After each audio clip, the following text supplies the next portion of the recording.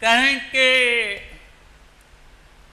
સાચો હીરો હોય ને શોકેસમાં ના મૂકવાનો હોય, તિજોરીમાં મૂકવાનો હોય. તો પુષ્ટિમાર્ગ એ સાચો હીરો છે,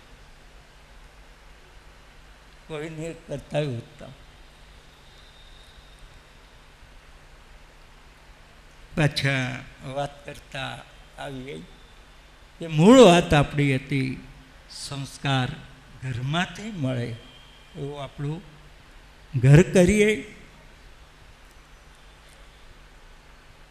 વાત આપણી નીકળી હતી જનક રાજા અને સીતા ઉપરથી કે બેટા, પ્રભુના મંદિરમાં હું રાજા તરીકે નથી જતો, દાસ તરીકે.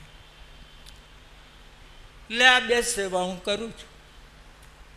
તમારા માએ ઘણી વાર કોઈ લાવો હું કરું, મેં એને નથી આપ્યું. પણ આજે મને મન થાય છે આ બે સેવા હું તને આપું, તારી જન્મદિવસની ભેટમાં. બોલ બેટા, કાલથી તમે આ કરશો. દીકરીના 4 વર્ષના છેલ્લા દિવસે બાપ દીકરીને આ વાત કહે છે. એટલે દીકરી ઊભી થઈ, બાપને ગળે વળગી અને કહેવા લાગી, મારા બાપે મને કેટલી સુંદર ભેટ આપી કે દુનિયાના કોઈ બાપે પોતાની દીકરીને આવી નહીં આપી હોય.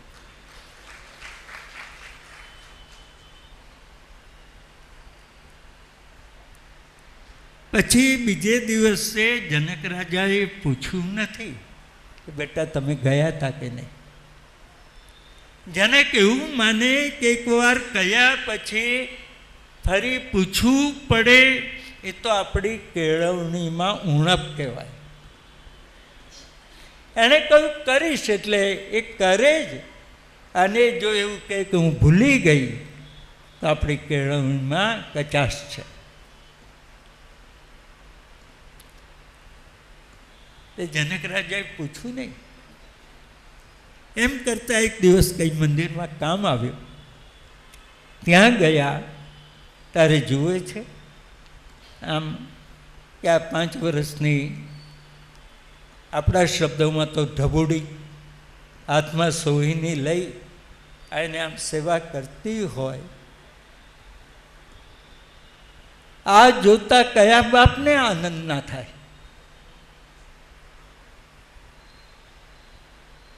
આપની આંખ ભીની થઈ ગઈ.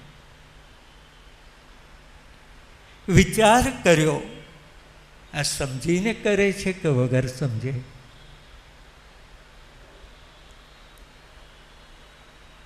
મેં તો શીખવાડ્યું નથી, એની માએ શીખવાડ્યું હોય તો એ જાણે, જોવું તો ખરો. એટલે ત્યાં વચમાં મોટું ધનુષ હતું, ત્યાં કેવી રીતે સોવની કરે છે કે જેને ગંધાક્ષત થતા હોય એને સોવની અડકવી ના જોઈએ. તો ત્યાં શું કરે છે? તો આ જાનકી ત્યાં આવી એટલે એક હાથે ધનુષને પકડી ઊંચું કરી લીધું, નીચેથી સોવની કરીને મૂકી દીધું. પોતું કરતા આવ્યા તો ધનુષને ઊંચકી અને પોતું કરી લીધું. જનકને આશ્ચર્ય થયું, 300 સૈનિકો ઉઠાવે તો ઉઠે એ આ ધનુષ. આ છોકરી ગજબની, 5 વર્ષની આમ હાથમાં ઊંચકી લે છે. આ મારી દીકરીનો હાથ જો કોઈ યુવાનના હાથમાં આપું ને તો બિચારાનો હાથ ઉતરી જાય.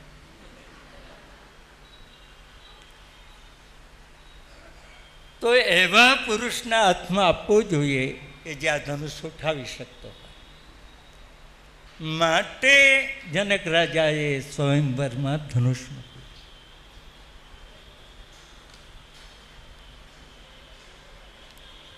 તો આપણે કોઈ દિવસ આપણા દીકરા દીકરીને એના જન્મદિવસની ભેટમાં આવું કંઈ આપવાનું મન કેમ ના થાય?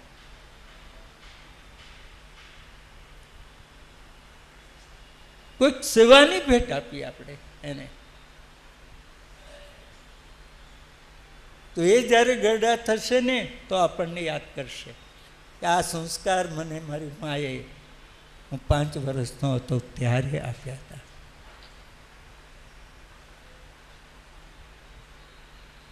સમય થોડો વધારે થઈ ગયો, પણ આ એક લીધેલું દૃષ્ટાંત પૂરું કરવું હતું, એનો ભાવ સમજાવવો હતો. પછી કાલે તો બધા ઉત્સવમાં છો, અને જેમ કોઈને ત્યાં પાર્ટીમાં પરિવારની સાથે જાઓ, એમ કાલે વલ્લભની શોભાયાત્રામાં પરિવાર સાથે પધારજો. આ વ્યાસપીઠનું આપને નિમંત્રણ છે.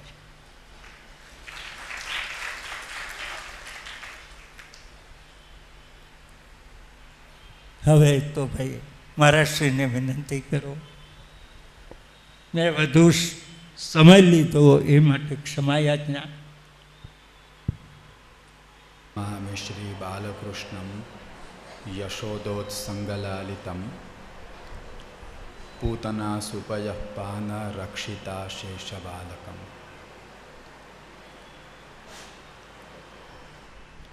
ચિંતા સંતાનહંતારો યત્પાદાંબુજરેણવઃ સ્વીયાનાન તાન નિજાચાર્યાન પ્રણમામિ મુહુર્મુહુઃ. યદનુગ્રહતો જંતુઃ સર્વદુઃખાતિગો ભવેત તમહં સર્વદા વંદે શ્રીમદ્વલ્લભનંદનમ. યદુનાથમહં વંદે બાલકૃષ્ણપદાશ્રયં રૂક્મિણી હૃદયાનંદદાયકં ભક્તવત્સલમ. કરેણ સ્વીયાનાં હૃદયમિવ હૈયંગવલવં દધાનઃ સંપ્રીણન્નમૃતમધુરૈર્બાલચરિતૈः હસન્નલ્પૈર્દन्तैः કરચरणजान्वञ्चनपरः શિશુઃ કૃષ્ણોસ્માકં દિશતુ દૃશમીશસ્વવિષયામ.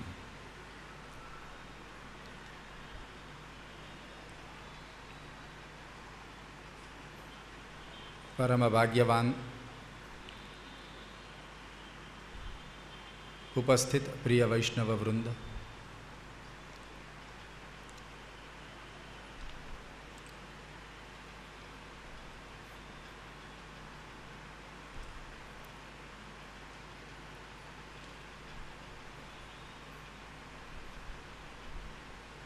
વલ્લભાખ્યાનમાં દ્વિતીય આખ્યાનના સંદર્ભમાં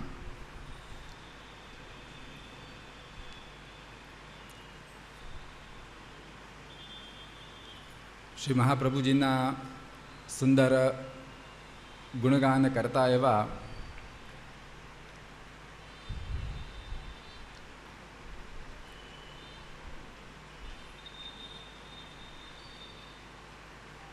ગોપાલદાસજીના સુંદર વાક્યોની સાથે સાથે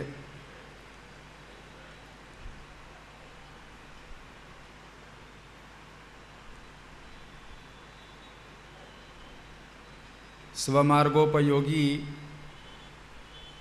તેમજ પુષ્ટિ જીવન જીવવામાં પણ અત્યંત માર્ગદર્શક થઈ જાય એવા સુંદર પ્રસંગો પણ શાસ્ત્રીજીએ બહુ સુંદરતાથી સમજાવ્યા.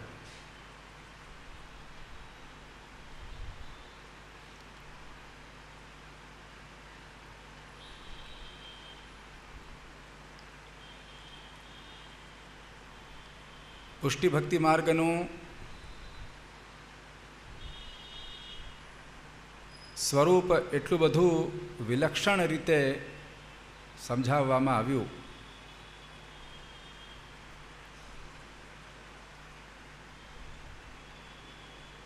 કે જ્યાં મર્યાદા માર્ગીય સિદ્ધાંત કે પરિપાટી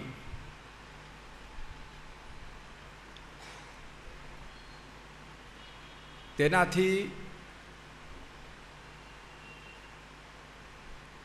પ્રાયઃ વિપરીત પરિસ્થિતિ એ પુષ્ટિભક્તિની અંદર સમજાવવામાં આવી.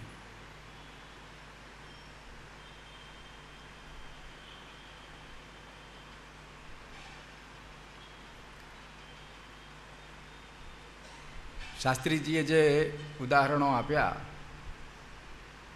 એ સંદર્ભની અંદર પણ આપણે બહુ સુંદર રીતે સમજી શકીએ છીએ કે જ્યારે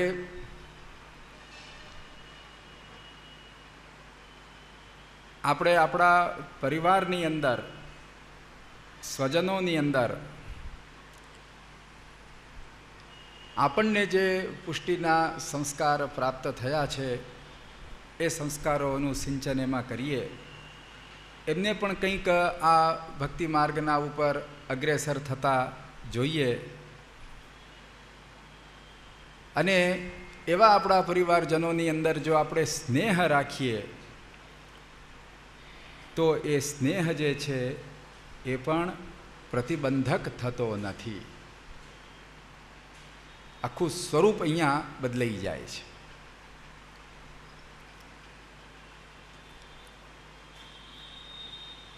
ભગવદીઓના ચરિત્રની અંદર આ સિદ્ધાંત પણ બહુ જ સ્પષ્ટ રૂપે આપણને સમજાઈ જાય છે.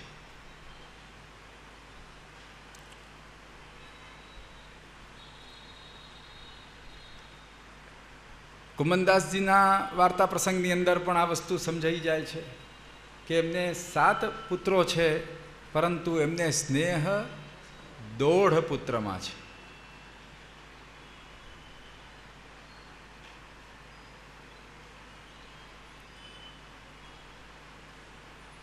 એનું તાત્પર્ય પણ એ જ કે ચતુર્ભુજદાસજી અને એમના બીજા કૃષ્ણદાસજી, ચતુર્ભુજદાસજી તો પૂરેપૂરા જ સેવાની અંદર ને સ્મરણની અંદર તત્પર, અને બીજા પુત્ર જે છે એ શ્રીનાથજીની ગૌશાળાની અંદર ગાયોની સેવામાં તત્પર, એટલે એમને અડધા કીધા, પરંતુ આ 2માં એમને આસક્તિ. બીજા પુત્રો પ્રત્યે એમને એટલો ભાવ, એટલી આસક્તિ નહીં.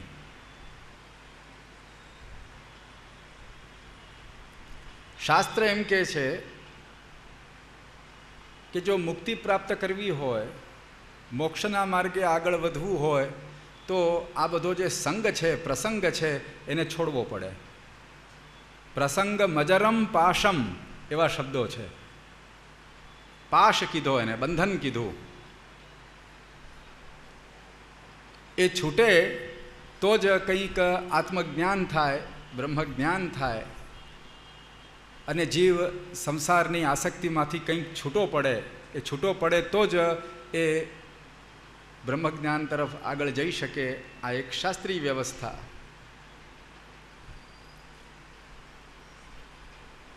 પરંતુ આસક્તિનો વિષય, આસક્તિનું સ્વરૂપ જો બદલાઈ જાય તો પછીથી આખી પ્રક્રિયા જ જુદી થઈ જાય છે.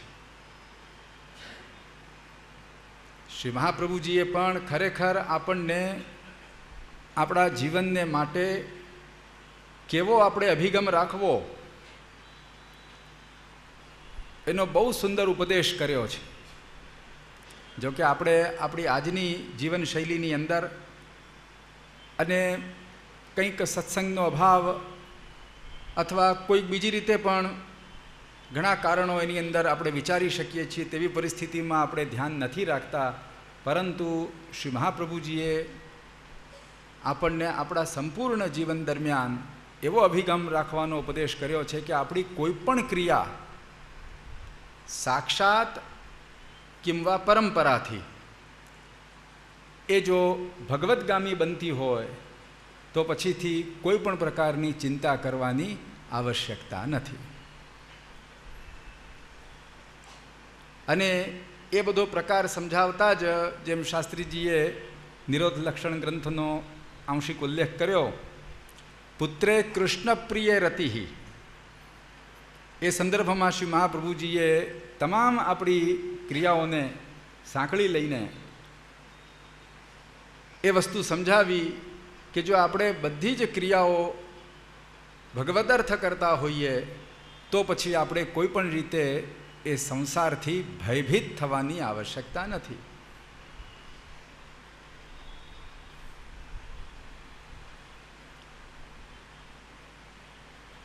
કારણ કે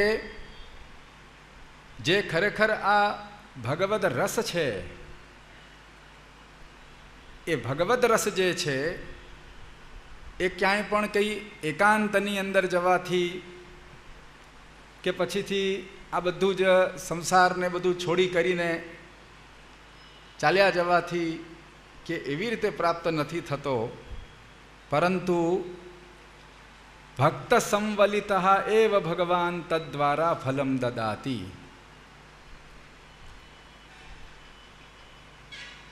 ભગવદીયોનો સંગ, આ જે સંગ જે છે એ સંગને જ્યાં શાસ્ત્રએ મોક્ષને માટે પ્રતિબંધક ગણ્યું, એ જ ભગવદીયતાનો જો સંગ થાય તો ભગવદીયનો સંગ એ ભક્તિ રસને પ્રાપ્ત કરાવનારો છે. મુક્તિ કરતાં પણ કંઈ ઉત્તમ સ્થિતિ, મુક્તિ કરતાં પણ વિશિષ્ટ સ્થિતિનું સર્જન એ કરી શકે છે. એટલે ભગવદીયનો જે સંગ, એ સંગ તો સર્વોપરી છે. અને તેથી જ કરીને શ્રી મહાપ્રભુજીએ નિબંધ જેવા આકર ગ્રંથની અંદર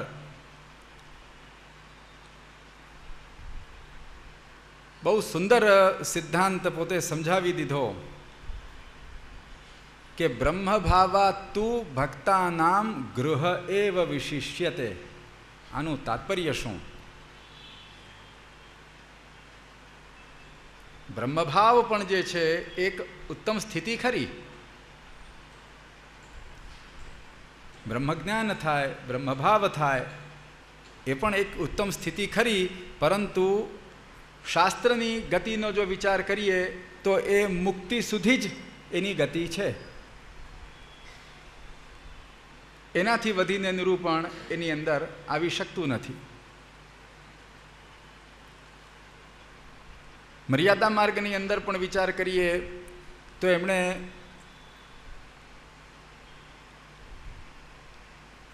ઉપનિષદનો એવો તાત્પર્ય કર્યો, અર્થ કર્યો, બ્રહ્મવિદ આપનોતિ પરમ. બ્રહ્મવિદ આપનોતિ પરમ. બ્રહ્મવિદ એટલે બ્રહ્મને જાણનારો, બ્રહ્મનું જ્ઞાન જેને થયું, એવા બ્રહ્મજ્ઞાનીને પર પ્રાપ્ત થાય. આ એનો અર્થ. બ્રહ્મવિદ આપનોતિ પરમ. પરંતુ જ્ઞાનથી આગળ, બ્રહ્મજ્ઞાનથી આગળ બીજી કોઈ પણ સ્થિતિ છે એવું જો સમજાવી જ ન શકતા હોય તો એ પરની પ્રાપ્તિ કેવા રૂપની હોય? વિચારો. બ્રહ્મજ્ઞાન જ જ્યાં ચરમ ફલ તરીકે બતાડી દીધું, તો એવા બ્રહ્મજ્ઞાનીને પરની પ્રાપ્તિ થાય છે. બ્રહ્મવિદ આપનોતિ પરમ. તો એ પરની પ્રાપ્તિ કેવા રૂપની હશે? શ્રી ગુસાઈજીએ અણુભાષ્યની અંદર બહુ સુંદર રીતે આની છણાવટ કરીને, સ્પષ્ટતા કરીને સમજાવ્યું છે કે જ્ઞાનમાર્ગીની દૃષ્ટિથી જો વિચાર કરશું તો એટલું જ થાય કે અક્ષર બ્રહ્મ જ્ઞાનવાન, અક્ષર બ્રહ્મ જ્ઞાનવાન. એને માટે પ્રાપ્તિ પણ જ્ઞાન જ છે. બ્રહ્મ જ્ઞાનવાળો જે છે એ બ્રહ્મ જ્ઞાનને પ્રાપ્ત થયો, આ જ અર્થ થવાનો. પરંતુ ખરેખર ઉપનિષદની અંદર બ્રહ્મવિદ અને પર, એનાથી કંઈક જે ભેદ બતાડ્યો ને, જો તને બ્રહ્મનું જ્ઞાન થઈ ગયું તો બ્રહ્મજ્ઞાન થવાવાળાને પછી પરની એટલે કે પરબ્રહ્મની પ્રાપ્તિ થાય. એ પ્રાપ્તિનું સ્વરૂપ શું? કેવલ જ્ઞાનાત્મક નહીં. એ પ્રાપ્તિનું જે સ્વરૂપ બતાડવામાં આવ્યું કે ત્યાં સાક્ષાત પરબ્રહ્મની સાથે સર્વવિધ લીલાઓની અંદર અધિકારાનુસાર તે જીવનો પણ સમાવેશ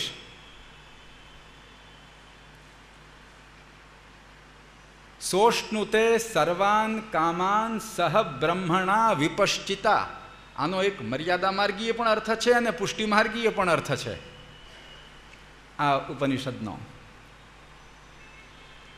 સોષ્ણુતે, અશ્નુતે એટલે એનો ભોગ કરે છે. એ જીવ જે છે એ કોની સાથે? વિપશ્ચિતા બ્રહ્મણા સહ, પરબ્રહ્મની સાથે સર્વ પ્રકારના ભોગોનું અશન કરે છે, ભોગ ભોગવે છે.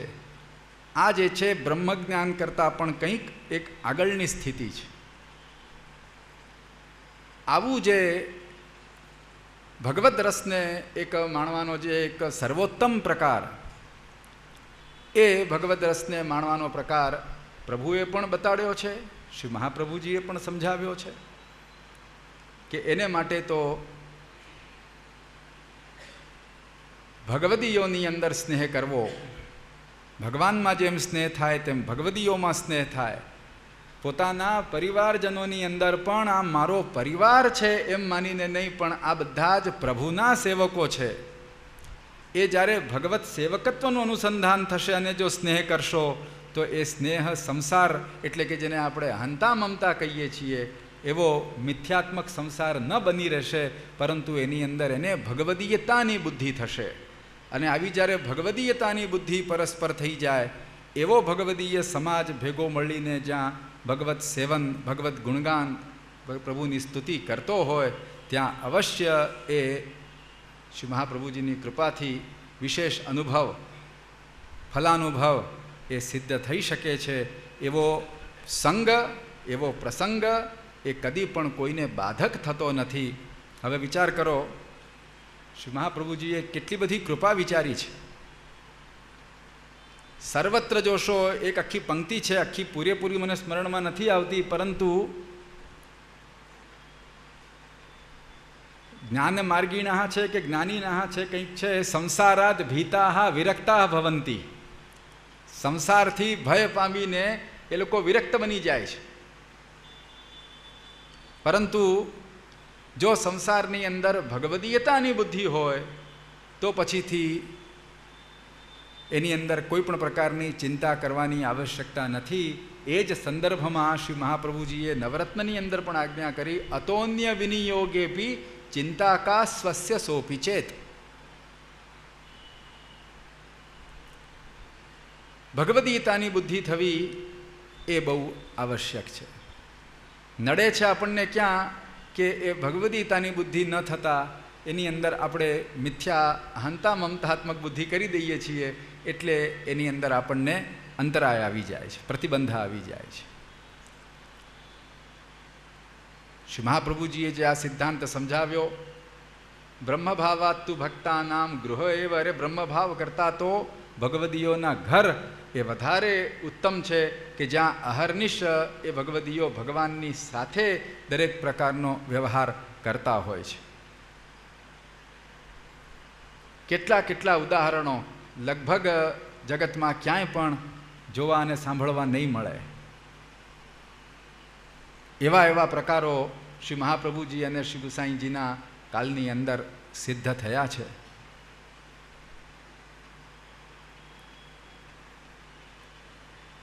કેટલાક વિરક્ત વૈષ્ણવની પણ વાર્તા છે, એક ડોસીમાની પણ વાર્તા છે. ઘણીવાર આપણે આ બધું વિચારતા હોઈએ ત્યારે લાગે કે ખરેખર એ ભગવદીયોના સ્નેહની અંદર કેટલી શુદ્ધતા છે, કેટલો નિર્મળ અને સ્વાભાવિક સ્નેહ છે કે જે વસ્તુ કદી સંભવી નથી શકતી, વિચાર પણ ન કરી શકાય, તે વસ્તુ પણ ત્યાં થઈ જાય.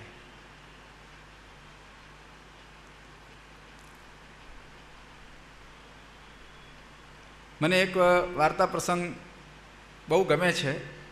બધા જ વાર્તા પ્રસંગો બહુ સુંદર છે, પણ આનો ભાવ ઘણી વાર વિચાર્યો છે કે ઠાકોરજીએ કંઈક કેવી લીલા કરી એમ.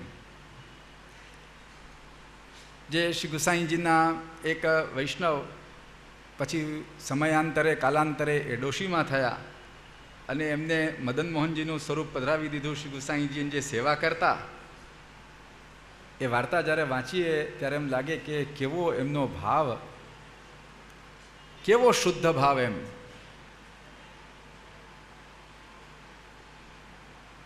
અહીંયા ઘણા ઘણા પ્રકારો છે. સાંપ્રદાયિક દૃષ્ટિથી જોવા જઈએ, ભાવભાવનાની દૃષ્ટિથી જોવા જઈએ તો જેમ આસક્તિના જે અનેક પ્રભેદો છે, એક સ્વરૂપાસક્તિનો પણ એક પ્રકાર અહીંયા બતાડવામાં આવ્યો. શ્રી ગુસાઈજીએ એને જે સ્વરૂપ પધરાવીને આપ્યું એ જ એને માટે સર્વસ્વ છે. એને એમ જ કે આને જ પ્રભુ કહેવાય, બીજું કંઈક જોયું નહીં, જાણ્યું નહીં. મને જે પધરાવી આપ્યું એ જ મારું સર્વસ્વ. અને એ મદન મોહનલાલનું સ્વરૂપ, થાળું સ્વરૂપ, એટલે એમની જે સેવા કરે એટલે એમને બીજું કંઈ જ મનની અંદર નહીં. અને જ્યારે પેલા બીજા વિરક્ત વૈષ્ણવના ઠાકોરજીના દર્શન કર્યા, લાલનના, ત્યારે એના હૃદયની અંદર બહુ દુઃખ થઈ ગયું. આપણને એમ લાગે કે આવું કેવી રીતે બને, પરંતુ બને.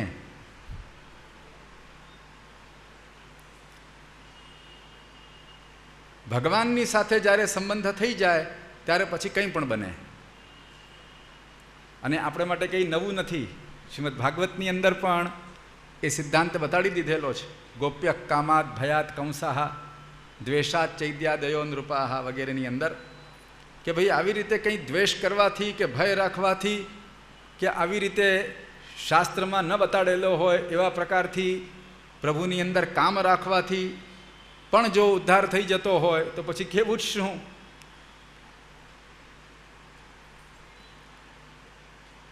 સંબંધ કોનો છે? જાણે અજાણે પણ જો ભગવાનની સાથે સંબંધમાં આવવાથી શિશુપાલ વગેરેનો પણ જો ઉદ્ધાર થઈ જતો હોય, મુક્ત થઈ જતા હોય, તો આ તો શ્રી મહાપ્રભુજીના અને ગુસાઈજીના સેવક છે. બ્રહ્માજીની વાણી જો પ્રભુ સત્ય કરી દે, નારદજીની વાણી જો પ્રભુ સત્ય કરી દે, સત્યમ વિધાતુમ નિજભૃત્ય ભાષિતમ વગેરે, તો પછી શ્રી મહાપ્રભુજી અને શ્રી ગુસાઈજી જેમના હૃદયમાં વિરાજતા હોય એવા ભગવતીઓના ભાવને પ્રભુ સિદ્ધ ન કરે? એવું બને ક્યારે પણ?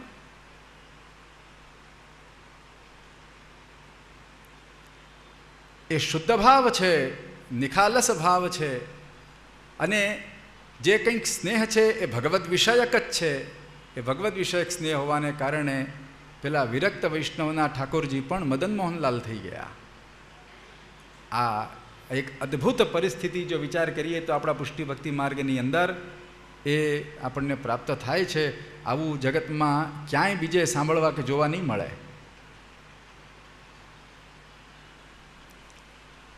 અને પછીથી શ્રી ગુસાઈજીને પણ જ્યારે ખબર પડે છે ત્યારે પોતે બહુ પ્રસન્ન પણ થાય છે કે આ ગજબની પ્રભુની લીલા છે, અદ્ભુત લીલા છે. તે સમયની અંદર તો શ્રી ગુસાઈજી પોતે બિરાજે, શ્રી મહાપ્રભુજી બિરાજે, એટલે ક્યારેય પણ વાંધો આવતો નહીં. અને કંઈ પણ મૂંઝવણ ઊભી થતી એટલે તરત સન્મુખ થઈ જતા, એટલે ખુલાસો થઈ જાય. અને એવા પ્રકારો પણ તે સમય સુધી જ રહ્યા. પછીથી ભગવદ ઈચ્છાથી એવા પ્રકારો પણ ન થયા. નહીં તો અત્યારના બધું બહુ મોટો ઘોટાળો થઈ જાય. પરંતુ બાહ્ય દૃષ્ટિથી પેલા વિરક્ત વૈષ્ણવને પણ એમ લાગ્યું એકવાર તો કે આમ મારા સ્વરૂપ બદલી લીધા, કે કંઈક પણ થયું છે ખરું. એકવાર તો એને પણ એમ લાગ્યું કે આ મારા લાલનનું સ્વરૂપ હું મેં પધરાવેલું જાપીજીમાં, આ થાળું સ્વરૂપ કેમ થઈ ગયું? અને આવું કંઈ થોડું થાય. ડોશીમાં એને સમજાવે એટલા બધા કે અરે ભાઈ, તું આટલી બધી ઠંડીની અંદર તું રહ્યો વિરક્ત, અને તે બરાબર ઠાકોરજીને સેવ્યા નહીં, કે ઠંડીની અંદર ઠૂઠવાઈને પ્રભુ આવા થઈ ગયા. મેં કેટલી બધી મહેનત કરી, કેટલા ઉષ્ણોપચાર કર્યા, ત્યારે માંડ માંડ પ્રભુની શીત દૂર થઈ. પેલો કે આવું કંઈ હોય? અને એક પ્રકારનો ઝઘડો, મીઠો ઝઘડો જેને કહેવાય, એવો ઝઘડો થઈ ગયો. ડોશીમાએ કીધું કે ના ભાઈ, હું કંઈ ખોટું થોડું બોલું છું. અને જ્યારે શ્રી ગુસાઈજીની પાસે બંને આવ્યા, શ્રી ગુસાઈજી તો અંતર્યામી છે, સુંદર રીતે જાણી ગયા કે આ ડોશીનો ભાવ એટલો બધો શુદ્ધ છે, એટલો બધો નિર્મળ અને સ્વાભાવિક સ્નેહ છે, એટલે પ્રભુએ પણ આવી લીલા કરવી પડી. અને શ્રી ગુસાઈજીએ સમાધાન કર્યું પેલા વિરક્ત વૈષ્ણવનું કે ભાઈ, તારા બાલકૃષ્ણલાલ જ છે આ, એની અંદર જરા પણ કોઈ પ્રકારનો સંદેહ રાખવાની આવશ્યકતા નથી. પરંતુ આના ભાવને લઈને પ્રભુએ આવું સ્વરૂપ અત્યારે સ્વીકાર કર્યું. એટલે આજે પણ શ્રી આચાર્ય ચરણોની કૃપાથી જે કંઈ ભગવત સ્વરૂપ આપણે માથે બિરાજતા હોય અને જે રીતે આપણાથી સેવાની અંદર પહોંચી શકાતું હોય એ ભગવત સ્વરૂપની અંદર સર્વસ્વ ભાવ એ સદૈવ રાખવો. આ બધી વસ્તુ પણ આ છેલ્લા 4 દિવસની અંદર શાસ્ત્રીજીએ બહુ સુંદર છણાવટ કરીને સમજાવી છે કે આપણી દૃષ્ટિ એ દોષવાળી દૃષ્ટિ છે. આપણે પૂર્ણ રીતે માયાથી આવૃત બનેલા છીએ એટલે આપણે પ્રભુના એ અલૌકિક દર્શન કરીને પણ અલૌકિકતાને સ્પર્શી નથી શકતા. પરંતુ જે આપણે માથે શ્રી મહાપ્રભુજીએ સ્વરૂપ પધરાવ્યા છે એ બિલકુલ તદરૂપ થઈને ત્યાં બિરાજે છે. અને એટલે જ શ્રી મહાપ્રભુજીએ પણ નિબંધ ગ્રંથની અંદર એમાં આજ્ઞા કરી છે કે આવા ભગવત સ્વરૂપ આપણે ઘરે બિરાજતું હોય અને આપણે સેવા કરતા હોઈએ તો જ્યાં આપણે દર્શન કરીએ લાલન હોય કે થાળું સ્વરૂપ હોય એ સ્વરૂપની અંદર જ્યાં આપણે ચરણારવિંદના દર્શન કરીએ છીએ એ ચરણારવિંદ એ સાક્ષાત પૂર્ણ પુરુષોત્તમનો ચરણારવિંદ છે. યત્ર હસ્તઃ પરમ તત્ર હસ્તઃ, જે શ્રીયસ્ત છે એ શ્રીયસ્ત સાક્ષાત પૂર્ણ પુરુષોત્તમનો શ્રીયસ્ત છે. એ આપણને નથી દેખાતો, તે ભગવદીઓને તો અનુભવ થયો ને. એટલે જ એક ખીરનો પ્રસંગ પણ આવે છે કે શ્રી મહાપ્રભુજીના પધારવાની બધાઈ સાંભળી એટલે ઉતાવળમાં થોડી ગરમ ગરમ ખીર ઠાકોરજીને ધરી દીધી તો પ્રભુનો ઓષ્ઠ પણ લાલ થઈ ગયો. ત્યારે કેવી રીતે શક્ય બને? પ્રભુ આરોગ્ય છે ત્યારે. એટલે આ બધા જે પ્રમુખ સિદ્ધાંતો એ વારંવાર આપણે એનું પરિશીલન કરીએ, એનું ભાવન કરીએ, મનન કરીએ તો ચિત્તમાં ખ્યાલમાં આવે છે કે આજે આપણને વસ્તુ સમજાવવામાં આવે છે એ બિલકુલ યથાર્થ છે, સચોટ છે. કે આપણે જે કંઈ પ્રભુની સેવાની અંદર સમર્પિત કરીએ છીએ, ઉષ્ણકાલ હોય તો ઉષ્ણકાલની રીતે, શીતકાલ હોય તો શીતકાલની રીતે, ભોગ સમર્પણની અંદર પણ જે કરીએ છીએ તે સાક્ષાત પ્રભુ એનો અંગીકાર કરે છે. અન્યત્ર ક્યાંય પણ આ પરિસ્થિતિ નથી. પુષ્ટિ માર્ગને છોડીને, શ્રી મહાપ્રભુજીના આ માર્ગને છોડીને જગતમાં જેટલા પણ ધર્મના પ્રકારો છે, શાસ્ત્રોક્ત પ્રકારો છે, વેદોક્ત પ્રકારો છે, ત્યાં ક્યાંય પણ ભગવાનના સાક્ષાત મુખારવિંદની અંદર વસ્તુ પધરાવીને આરોગવાનો પ્રકાર બતાડવામાં આવ્યો નથી. પ્રભુ આરોગતા જ નથી ક્યાંય પણ. ક્યાં તો દૃષ્ટિથી જ પ્રસાદ બની જાય, ક્યાં કેવલ આઘ્રાણથી પ્રસાદ બની જાય. કારણ કે એક જીવના કર્તવ્ય તરીકે શાસ્ત્રોક્ત વિધાનને કારણે એ ભગવાનના પૂજાના અંતર્ગત કે ભક્તિ માર્ગના અંતર્ગત જે બધા જ ષોડશોપચાર કહેવાય કે પંચોપચાર કહેવાય કે બીજા જે કહેવાતા હોય એની અંદર આ બધું નિવેદન, નૈવેદ્ય વગેરે પણ આવે એટલા પૂરતું મૂકી દેવાનું. નૈવેદ્યનો મંત્ર બોલાય એટલે નૈવેદ્ય મૂકી દેવાનું. પરંતુ ત્યાં ભગવાનને આરોગવાની ભાવના ત્યાં ભક્તો કરતા પણ નથી. એ પાછા એમ જ જાણે છે કે ભગવાનને ભૂખ કેવી ને તરસ કેવી. ભગવાન થોડું આરોગતા હશે કંઈ? અને આરોગ્ય તો શેને માટે આરોગે? પરંતુ પુષ્ટિભક્તિ માર્ગની અંદર ભગવાન ભક્તોના ભાવથી જ તમે જે ધરો છો એ પ્રભુ સાક્ષાત પોતે આરોગે છે. એમાં લેશ માત્ર પણ સંદેહ નથી. આવો જ્યાં આખો પ્રકાર શ્રી મહાપ્રભુજી અને ગુસાઈજીએ આપણને બતાડ્યો એટલો જ નહીં, પરંતુ એ પ્રકારને અનુસરવાને માટે આપણને યોજ્યા પણ. પરંતુ કાલક્રમે એવી બધી પરિસ્થિતિ થઈ ગઈ, ઘણી બધી વસ્તુઓ હોય એનો તો પાર ન આવે. શાસ્ત્રીજી પણ જે અમુક વસ્તુ બતાડે છે કે આજકાલ આધુનિક સમયની અંદર લોકોનું માનસ કેવું થઈ ગયું છે. જાણે અજાણે આપણે એવા ભાવની અંદર આવી જઈને જે પ્રભુને બિલકુલ નથી રૂચતું એવો અહંકાર પણ ક્યારેક કરી બેસતા હોઈએ છીએ. એ બધાને માટે પણ સભાન બનવું ખરેખર બહુ આવશ્યક છે કે જે શ્રી મહાપ્રભુજીએ આપણને દાન કર્યું છે એ કોઈ ન કરી શકે. એટલે ચિત્તની અંદર પૂર્ણ વિશ્વાસ રાખીને, દૃઢ નિષ્ઠા રાખીને આ માર્ગનું યત્કિંચિત અનુસરણ મોટાઓની કૃપાથી આપણે કરી શકીએ એવું જ ભાવન આપણે વિચારીએ. દૈન્યના પ્રસંગમાં જો વિચાર કરીએ તો ભગવદીઓએ તો ગાયું જ છે, પરંતુ હું એક પંક્તિ શ્રી ગુસાઈજીની કહું.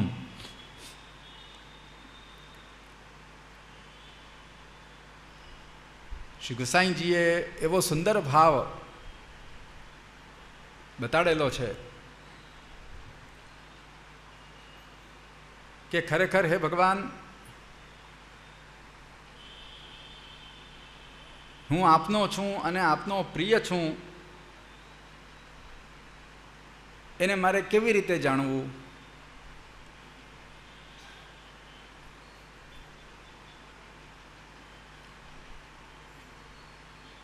એના સંદર્ભમાં પોતે એક સિદ્ધાંત જ બતાડી દીધો કે ત્વદંતરંગ ભક્તાંઘ્રી પદ્મદાસ્યમ વ્રજેશ્વર ત્વદીયતાયા ફલમિત્યહમ મન્યે ન ચેતરત. આ આપણો ખરેખર માર્ગ છે. ત્વદંતરંગ ભક્તાંઘ્રી પદ્મદાસ્યમ, હે વ્રજેશ્વર, હે પ્રભુ,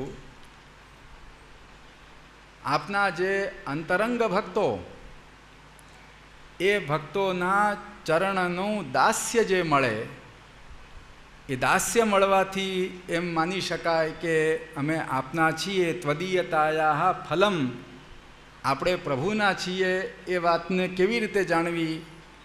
તો આપના અંતરંગ દાસનું ચરણ દાસ્ય જો પ્રાપ્ત થાય તો એ આપની અંતરંગતાનું ફળ છે. આ એક સિદ્ધાંત છે. માટે આપણે ત્યાં આ ભગવદીઓનું આટલું મહાત્મ્ય છે કે આ ભગવદીઓનું સ્વરૂપ સામાન્ય નથી.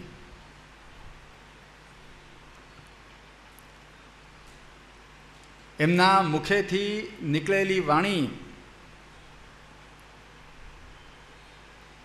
એ કોઈ પણ કાલની અંદર બાધિત થતી નથી. જે વખતે જે મુખમાંથી નીકળી જાય, પ્રભુ એને સત્ય કરી દે. એ આખો પ્રકાર ગોપાલદાસજીએ પણ નવાખ્યાનની અંદર બહુ સુંદર રીતે એને વણી લીધેલો છે. 9 આખ્યાનની અંદર દર વખતે આપણે વિચારતા હોઈએ છીએ કે ભાઈ આ વિષયના ઉપર કંઈક થોડુંક વધારે આપણને શ્રવણ કરવા મળે, પરંતુ આ બધા વિષયો જ એટલા બધા સુંદર છે કે એમાં બહુ ગતિ થઈ શકતી નથી. એકની અંદર પાછો અવાંતર બીજો પ્રસંગ આવે, એમાં પ્રસંગમાં પાછો બીજો પ્રસંગ આવે, એટલે એમાં બહુ વિશેષ ભલે ગતિ નથી થતી, પરંતુ આગલા આખ્યાનોની અંદર પણ જે ભાવન આપણને ગોપાલદાસજી કરાવે છે એ ખરેખર એમ કહી શકાય કે આપણે બધા પણ કોઈક ને કોઈક રીતે પ્રભુના જરૂર કૃપાપાત્ર છીએ કે આ બધી વસ્તુ આપણને પ્રાપ્ત થઈ. કારણ કે આ બીજાને માટે નથી, આ બીજાને માટે નથી. જોજો કેટલીક વખત જ બહારના પણ જે વિદ્વાનો હોય છે, સાહિત્યકારો હોય છે કે વિવેચકો હોય, વિચારકો હોય, એ ભારતભરના આચાર્યોને માટે, ભક્તોને માટે, સંતોને માટે કંઈક વિચાર પ્રગટ કરતા હોય છે, કંઈક લેખ પ્રગટ કરતા હોય છે.